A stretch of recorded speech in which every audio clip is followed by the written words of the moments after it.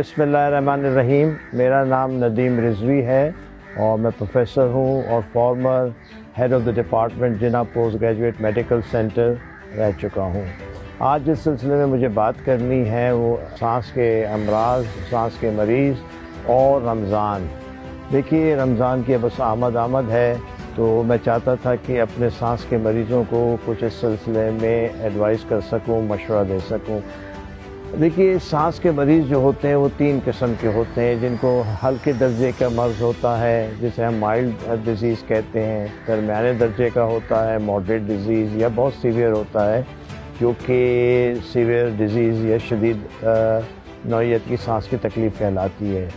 अब बात यह है कि वो मरीज़ जिनको कि सांस की तकलीफ़ है, दमा है और माइल्ड और मॉडरेट किस्म का है, यानी हल्के और दरमियाने दर्जे का है, ऐसे लोग तो आसानी से रोज़ा रख सकते हैं, क्योंकि उन्हें अपनी निजात दिलाने वाली दवाओं को सुबह शाम इस्तेमाल करना है, तो वो सहरी पे कर सकते हैं और अफ्तार पे अपनी दवाओं को इस्तेमाल कर सकते हैं।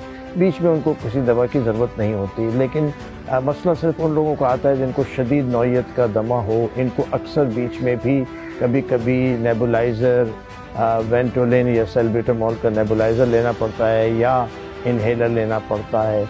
तो इस सिलसिले में ऐसे मरीज़ों के लिए होता है कि उन्हें रोज़ा रखना चाहिए या नहीं।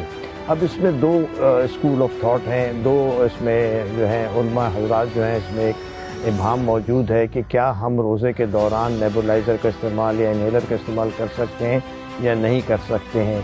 तो बात दरअसल ये है कि मैं क्योंकि कोई मुस्तनद आलिम नहीं हूँ, इसलिए मैं इस बारे में कोई हतमी राय नहीं दे सकता।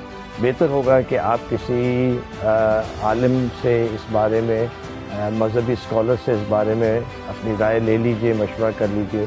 लेकिन जो साइंटिफिक बात है वो मैं ये कहना चाहता हूँ कि एक तो ये कि जो फ़ौरन निजात दिलाने वाली दवाएं हैं, ये कोई ताकत की दवाएं नहीं है कि जी जो आप लेंगे तो रोज़ा मकरूह हो जाएगा। दूसरी बात ये है कि दवाएं सांस के रास्ते आपके फेफड़ों में जाती हैं, मैदे में नहीं जाती हैं, तो इसलिए रोज़ा को मकरूह होना मेरे लिहाज से साइंटिफिकली तो सही नहीं है। लेकिन अगेन मैं यही कहूँगा कि किसी मुस्तनद आलिम से मशवरा कर लीजिएगा इस सिलसिले में। एक और चीज़ जिसके बारे में मैं बताना चाहता हूँ, ख़ास तौर पे अपने सांस के मरीज़ों को, कि जब वो सहरी करते हैं तो अक्सर लोग चाहते हैं कि मैक्सिमम बहुत ज़्यादा खा लें और बहुत ज़्यादा पानी पी लें ताकि उनको भूख और प्यास ना लगे।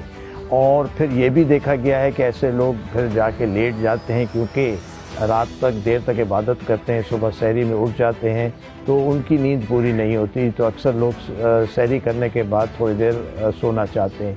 उनको मेरी हिदायत है, और ख़ास तौर पे ये बात कहना चाहता हूँ कि भरे पेट में ना लेटें, क्योंकि उससे क्या होता है कि तेज़ाबियत ऊपर की तरफ आ सकती है और सांस की नाली में जा सकती है, और वो एक शदीद नौइयत का दौरा पड़ सकता है ऐसे मरीज़ों को।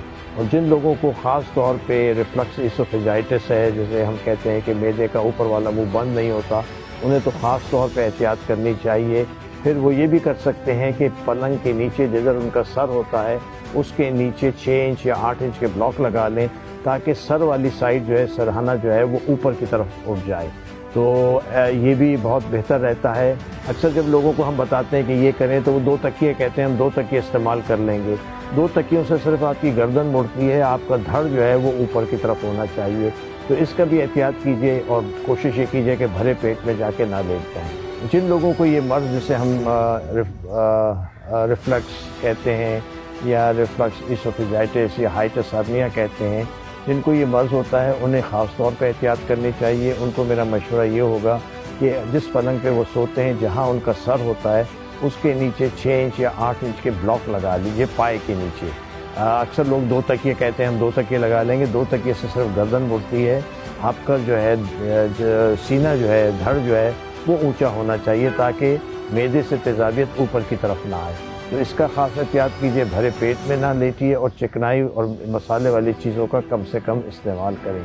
आखिरी बात जो मैं इस सिलसिले में कहना चाहता हूँ कि रमज़ान वो महीना है जो हमें एक तरह से हमारी ट्रेनिंग करता है कि हम अपनी बुरी आदतों से निजात पा लें। ख़ास तौर पे सांस के मरीज़, वैसे तो सब के लिए ज़रूरी है कि ये वो महीना है कि जिस वक्त आप बड़ी आसानी से तंबाकू नोशी को तर्क कर सकते हैं। तो सांस के मरीज़ों के लिए तो बहुत इम्पॉर्टेंट है कि वो तंबाकू नोशी से परहेज़ करें। تو جو لوگ تمباکو نوشی کا استعمال کر رہے ہیں یا کسی اور فارم میں تمباکو کھا رہے ہیں، ان لوگوں کے لیے یہ سب سے بہتر مہینہ ہوگا کہ وہ اپنی اس بری عادت کو ترک کر دیں، کیونکہ جب 12-14 گھنٹے وہ فاسٹنگ کرتے ہیں، روزہ رکھتے ہیں، تو وہ بالکل یہ چیزیں استعمال نہیں کرتے، تو پھر یہ ایک ٹریننگ ہو جاتی ہے۔ اور میرا خیال ہے کہ روزے کا مقصد یہی ہے کہ مسلمانوں میں قوت ارادی اور اپنے نفس کو کنٹرول کرنے کی استعداد ڈیولپ کی جائے۔